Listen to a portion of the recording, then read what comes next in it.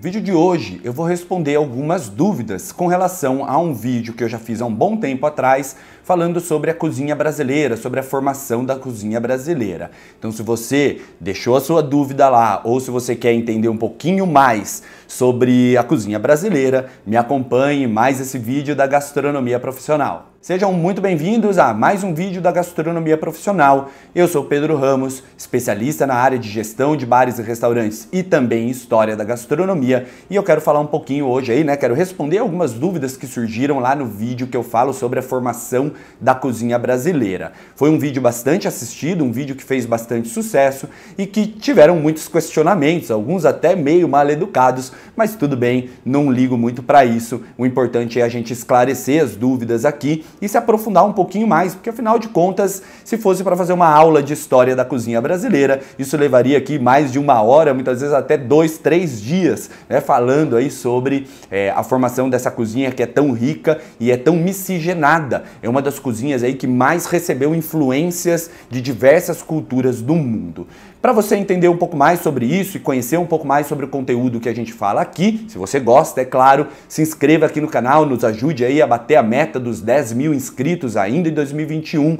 Deixe o seu like aqui no vídeo, isso é muito importante para que esse vídeo chegue a mais pessoas. Compartilhe esse conteúdo com seus colegas de trabalho, no seu grupo aí da faculdade, no seu grupo do trabalho. Conheça a nossa plataforma de cursos online lá na Udemy e o nosso perfil do Instagram que está aparecendo aqui, o Gastronomia Profissional Oficial. Vamos direto ao ponto, então, responder algumas dúvidas. Eu selecionei essas dúvidas, então eu vou ler aqui e vou passar aí para vocês, vou responder aí para vocês. Antes de mais nada, deixa eu contextualizar. Naquele vídeo eu falei, que a cozinha brasileira, ela é formada por um tripé. A cozinha indígena, que já era presente aqui, com uma diversidade grande de ingredientes. A cozinha africana, trazida para o Brasil através dos escravos, na época da escravatura, um momento aí muito tenebroso, muito triste da história do Brasil, mas muito rico em termos de gastronomia para o nosso país. E também a cozinha europeia, muito representada aí pelos portugueses, colonizadores aqui do nosso país, que trouxeram também diversos métodos de cocção, ingredientes e bases culturais para a nossa gastronomia. Então, basicamente, a cozinha brasileira ela é formada por esse tripé, com influências diferentes de cada um desses grupos, de cada um desses povos, mas que fizeram, então, que formaram a cozinha brasileira. Algumas regiões do Brasil acabam tendo mais influência de uma determinada cozinha do que outra. Por exemplo, na cozinha do norte, Amazonas, Acre, Rondônia, Pará e assim por diante, ela é uma cozinha que tem muito mais influência e tem muito mais preservada as origens indígenas. Já quando a gente vai para a cozinha do Nordeste, principalmente quando a gente chega ali na região da Bahia e tudo mais, nós temos uma influência muito mais forte, muito mais presente da cozinha africana. Quando a gente vem para o sul do país, para o sudeste, um pouco ali do centro-oeste, nós temos já uma influência um pouco mais presente, um pouco mais forte das cozinhas europeias, como portuguesas, italianas e assim por diante. O que não significa que em cada uma dessas cozinhas também tem influência da cozinha africana, da cozinha europeia ou da cozinha indígena. Como eu falei, é uma mistura. Porém, cada uma das regiões acaba tendo uma representatividade um pouco maior de uma ou de outra cultura por uma questão histórica, social e cultural. Mas vamos então respondendo as perguntas. A primeira delas aqui do Nicolas Lauren, que perguntou, Lauren, não vou saber pronunciar direito aqui, mas ele questionou, a Bahia não é no Nordeste, não? Justamente porque lá no vídeo eu acabei comentando que a cozinha baiana ela é um pouco diferente da cozinha nordestina. A cozinha baiana ela tem uma característica própria e ela é uma cozinha muito mais africana, talvez não, é a cozinha mais africana brasileira. Ela tem, apesar de compartilhar alguns ingredientes com a cozinha nordestina em geral, mas a cozinha baiana ela é muito mais africana. Afinal de contas, a Bahia é no mundo o local local com o maior número de descendentes africanos que existe. Então ela tem uma influência realmente muito mais forte da cozinha baiana, perdão, da cozinha africana, dos africanos que vieram para o Brasil. Diferente do Nordeste, que já é uma cultura muito mais própria, vamos dizer assim, né? Não que a cozinha baiana não tenha uma cultura própria, não é isso que eu quero dizer, né? Mas a cozinha nordestina, ela é muito mais apegada, ela é muito mais culturalizada em ingredientes locais, naqueles ingredientes que o sertão, que a caatinga, que a zona da mata oferecem para aqueles povos cozinharem. E já a cozinha baiana, ela tem essa pegada muito africana, com o dendê, por exemplo, o dendê é muito mais presente na Bahia do que no restante do Nordeste, por exemplo, e não, sinceramente não adianta muito você querer me questionar, Como eu falei, eu tenho essa especialização em história da gastronomia, conheço boa parte do Nordeste, amo o Nordeste, para mim é a região que eu mais gosto do Brasil. Se eu pudesse, eu mudaria para o Nordeste, eu moraria no Nordeste, em qualquer um dos estados. Amo a Bahia de paixão, é o meu estado preferido no Brasil, amo o povo baiano, é um povo extremamente receptivo. Para mim, um dos melhores turismos que existem no Brasil, uma das melhores gastronomias que existem no Brasil. Mas fato é que sim, a cozinha baiana, obviamente, está no Nordeste, A Bahia é o Nordeste. Eu não falei absolutamente nada que contradizesse isso, mas em termos gastronômicos, ela é muito diferente de toda a cozinha nordestina. Ela tem as suas características próprias e que são muito mais influenciadas através, pela cozinha africana.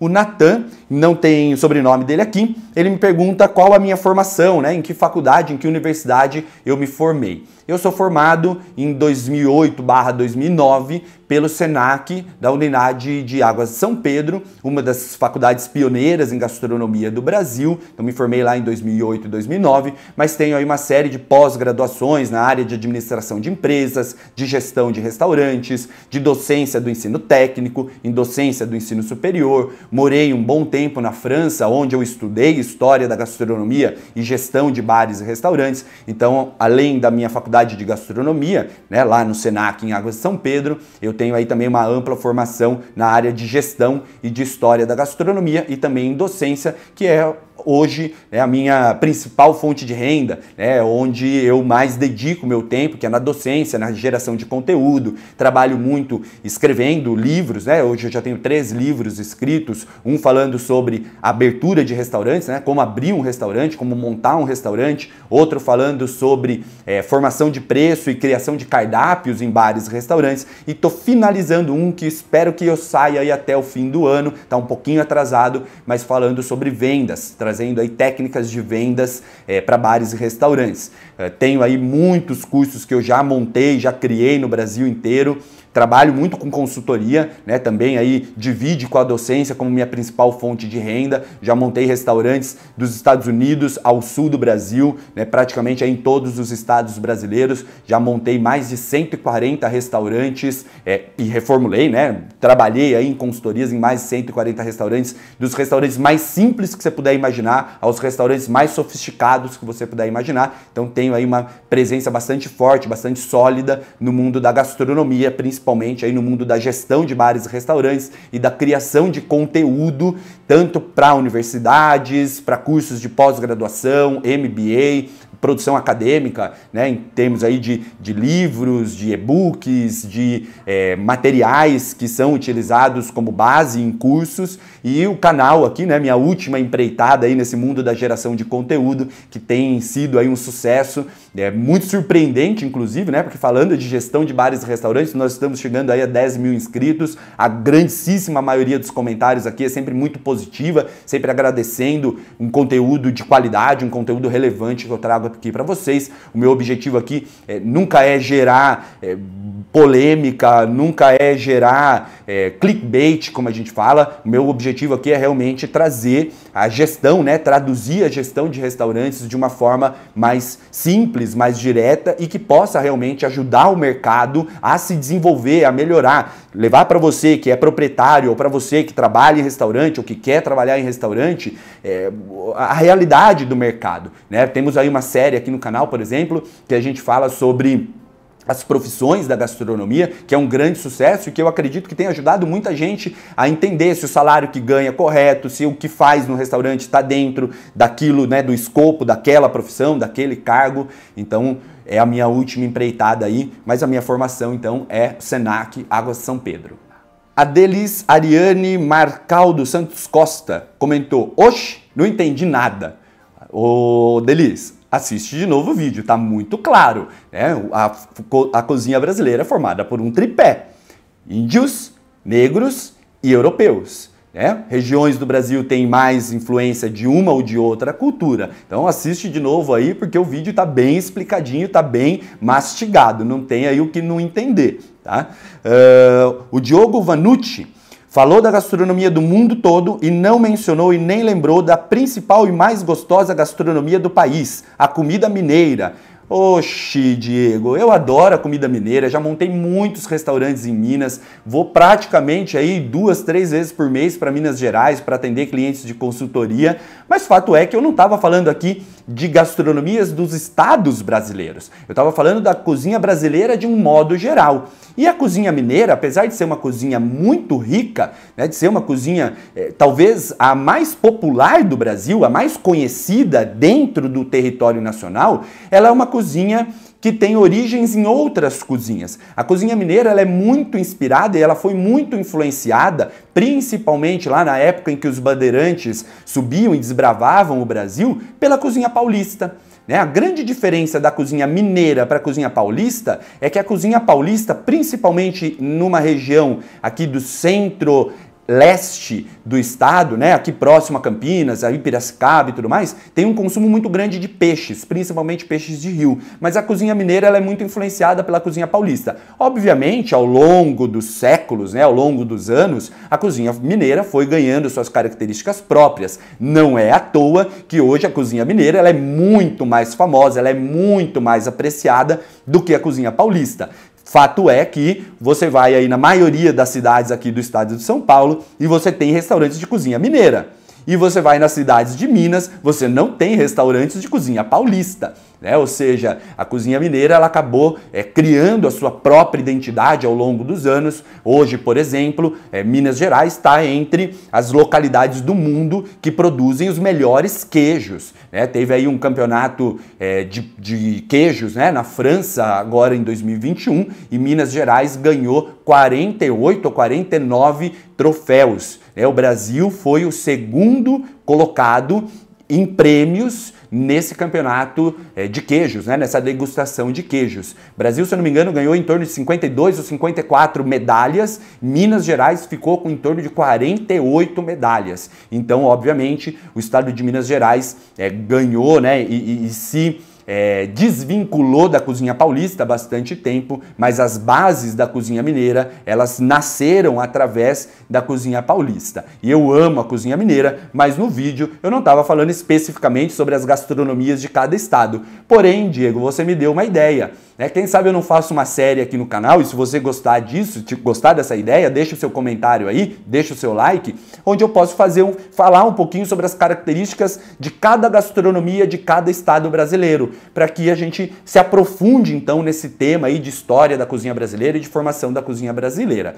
Mas a cozinha mineira, ela é muito formada e ela tem bastante influência tanto da cozinha indígena, né, com ingredientes base, como por exemplo a mandioca, e também bastante influência da cozinha europeia com as carnes, principalmente a carne de porco, que é uma das grandes características da cozinha mineira. E obviamente também tem forte influência da cozinha africana em métodos de cocção, na doçaria, por exemplo, na doçaria mineira. E é sim, obviamente, uma gastronomia extremamente rica, extremamente saborosa, aquela cozinha que a gente chama, né, de cozinha reconfortante, muito utilizada, por exemplo, em restaurantes de slow food, né, onde você prepara o alimento com muito cuidado, com muita calma, com tempo, cozinhando cada ingrediente, com ingredientes de procedência, você senta, se alimenta, aprecia, sem pressa. Então, a cozinha mineira é também aí uma das minhas preferidas e com certeza é a cozinha brasileira mais conhecida e mais amada em todo o Brasil. Você vai praticamente em todos os estados brasileiros, sempre você vai encontrar lá um restaurante self-service de cozinha mineira, servindo carne de porco, torresmo, ovo frito, couve, arroz, tutu, banana frita, são características aí bastante presentes na cozinha mineira, essa cozinha de raiz, né? Essa cozinha da zona rural, essa cozinha que trabalha com ingredientes da terra, com ingredientes naturais. E a última dúvida, a última pergunta, o Ial Cipriano comentou: olá, a importância da cozinha africana não é só no Nordeste, e sim no Brasil inteiro. As técnicas de cocção foram desenvolvidas pelos índios e aprimoradas pelos negros através das folhas de bananeira. Mas bem legal o conteúdo, parabéns. Obrigado, Ial, pelo seu parabéns, né? Por você ter assistido o vídeo, é claro. Mas aqui tem um errinho, tá? As técnicas de cocção, essas técnicas ancestrais, por exemplo, cozer os alimentos num buraco sob pedra quente, cozer os alimentos em folha de bananeira ou em folha de qualquer produto que seja, são técnicas muito ancestrais e técnicas que se desenvolveram ao mesmo tempo em diversos locais do mundo.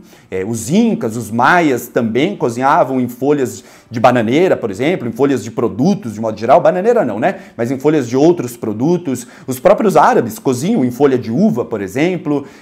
Os asiáticos também utilizam muito a folha de bananeira como método de cocção, buraco no chão, colocando o alimento, né, envoltos ali em folha de bananeira e cobrindo com pedras quentes, com brasa. Então a gente não pode dizer que os índios ou os negros inventaram ou criaram esse método de cocção. Eles foram, claro, aqui no Brasil, eles acabaram desenvolvendo essa técnica, né? Eles acabaram trabalhando porque na época era a maneira que existia para se fazer esse tipo de cocção. Mas essa não é uma base de cocção, né? Você não vai num restaurante ver alguém cozinhando as coisas em folha de bananeira. Você não vai num restaurante ver as pessoas cozinhando, fazendo o alimento num buraco na terra sobre pedra quente, né? Porque é um método de cocção muito trabalhoso. Os métodos de cocção reais, o braseado, o refogado, o frito, sob imersão, o assado e tudo mais, vieram com os europeus. Então, a influência europeia na cozinha brasileira, além de alguns ingredientes como os animais de grande porte, porcos, galinhas, os bovinos e tudo mais, e também nos métodos de cocção, ela é muito mais forte, né? Então, obviamente, os métodos indígenas e que os negros acabaram sim aprimorando, porque eles não tinham acesso a fogão, nem a lenha, nem a nada disso, então tinham sim que utilizar dos recursos que existiam ali para fazer os seus alimentos. É real, sim, eles existem. Inclusive existem, claro, restaurantes que acabam reproduzindo isso, eventos que acabam reproduzindo isso. Mas eles não fazem parte da base de consumo da população nos dias de hoje. Eles são métodos de cocção tradicionais, culturais, mas não fazem parte da base de consumo nos dias de hoje. O que influenciou o nosso consumo no dia de hoje realmente são os métodos trazidos pelos europeus, portugueses e assim por diante. Na verdade, tinha mais uma pergunta aqui, né? A Ali Fernandes, ela comentou assim: e quem mais? Ou seja, como eu falei ali, né, que a cozinha brasileira é formada por um tripé, negros, indígenas e europeus, né, ela perguntou, e quem mais? Obviamente, a cozinha brasileira ela não é formada só por portugueses, indígenas e negros, né? Nós tivemos aí as invasões francesas e holandesas no Nordeste, por exemplo. Então, quando você vai para Recife, você tem bastante influência da cozinha francesa em diversos pratos da cozinha do Pernambuco, né? Quando você vai, por exemplo, para o sul do Brasil, você tem forte influência de poloneses, de alemães, de holandeses, né? Aqui mesmo, próximo a Campinas, tem a cidade de Olambra, que tem uma cozinha holandesa muito presente, muito rica. Então a cozinha brasileira, sim, ao longo dos anos, recebeu influência de outras cozinhas. A cozinha paulista mesmo, ela inclusive se descaracterizou muito, né, da sua tradicionalidade, né, principalmente ali a partir de 1920, 1930, com a chegada dos italianos. Então os italianos trouxeram os seus métodos de cocção, trouxeram os seus produtos, as suas receitas, e isso modificou completamente a cozinha paulista. Tanto que em São Paulo, por exemplo, é uma das cidades que mais consome pizza no mundo. E pizza, obviamente, é uma influência muito forte italiana. Apesar de, claro, os brasileiros terem modificado bastante aí a pizza ao longo dos anos, mas os italianos influenciaram muito essa cozinha paulista. Quando a gente vai para o oeste do estado de São Paulo, a gente tem forte influência da cozinha japonesa, por conta da imigração japonesa que a gente teve aqui no Brasil. Em São Paulo mesmo, né, na capital, tem também forte influência da cozinha japonesa, dos povos, né, dos japoneses que vieram para cá. Então, obviamente, a cozinha brasileira recebeu aí muitas influências depois da colonização, principalmente aí depois da abolição da escravatura, né, que se abriu aí o país à imigração de outros povos, para substituir os negros, né, os escravos na lavoura, na produção de um modo geral. E também aí ao longo dos últimos anos, com a globalização, né, com a facilitação das viagens intercontinentais entre os países, né, também aí com a chegada, por exemplo, de libaneses, né, aqui no estado de São Paulo e em outras regiões do Brasil tem forte influência da cozinha libanesa, da cozinha árabe de um modo geral. Agora a gente tem aqui a entrada, por exemplo, dos haitianos, que trazem essa cozinha caribenha já mais para o sul do Brasil. A gente tem a entrada dos sírios, né, que estão chegando agora, né, isso já faz um tempinho, né, por conta lá da guerra da Síria. Então você vê muitos restaurantes sírios, né, com cozinha tradicional síria, que é diferente da cozinha árabe em geral. Porque, claro, né, a gente fala de cozinha árabe, mas cada país, né, cada país muçulmano, cada país ali do Oriente Médio tem uma característica própria, né, tem a sua cozinha própria, a sua característica própria. Então agora com a chegada dos sírios a gente tem também forte influência deles aqui na nossa região. Então, obviamente, a cozinha brasileira ela recebe sim influência de outros povos. Mas o tripé, né, as bases que formaram a nossa cozinha e que depois foram se modificando, foram ganhando novos ingredientes, novas influências, a base é desse tripé, né, indígena, africano e português. Bom, pessoal, é isso aí. Essas foram algumas das dúvidas, né? Selecionei aqui algumas das mais importantes, das que eu achei que iria contribuir mais aí para complementar aquele vídeo. Ficou um vídeo meio longo aí, mas também, né, é um vídeo aí bastante informativo, com bastante informação. Agradeço você ter assistido até aqui. Se ainda restou alguma dúvida, deixa aqui nos comentários. A gente faz aí uma parte 2, tirando mais dúvidas aí sobre a formação da cozinha brasileira. Muito obrigado por assistir esse vídeo até aqui. Não se esqueça aí de se inscrever no canal, deixar o seu like, compartilhar esse vídeo, conhecer a nossa plataforma de cursos online e o nosso perfil no Instagram. Um forte abraço para você e até a próxima!